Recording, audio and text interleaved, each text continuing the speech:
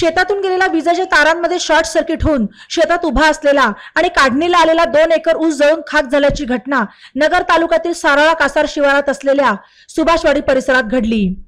या आगीमुळे दोघा शेतकऱ्यांचे मोठे नुकसान झाले।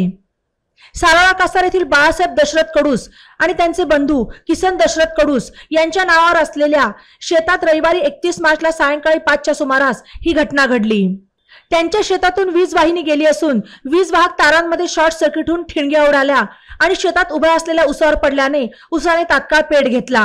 धुराचे प्रचंड लोट सुरू झाल्याने परिसरातील नागरिकांनी तसेच शेतकऱ्यांच्या कुटुंबियांनी जळणाऱ्या उसाकडे धाव घेतली।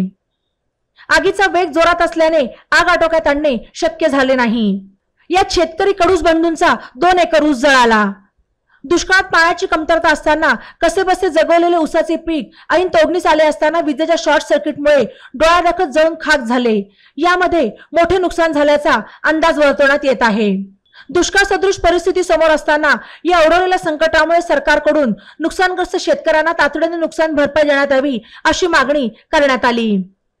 दरम्यान घटनेची माहिती मिळाल्यावर सोमवारी 1 एप्रिलला कृषी सहाय्यक पूनम दिवे, तलाठी शिवम भालेराव, ग्रामसेविका मीना जाधव यांनी झालेल्या नुकसानीचा पंचनामा केला। तसेच महावितरणचे अभियंता संदीप बराट आणि वीज कर्मचाऱ्यांनीही पाहणी करून पंचनामा केला। या नुकसानग्रस्त शेतकरी कुटुंबीय, ग्रामपंचायत सदस्य दत्तात्रय कडूस, डॉक्टर श्रीकांत देशपांडे आदी उपस्थित होते।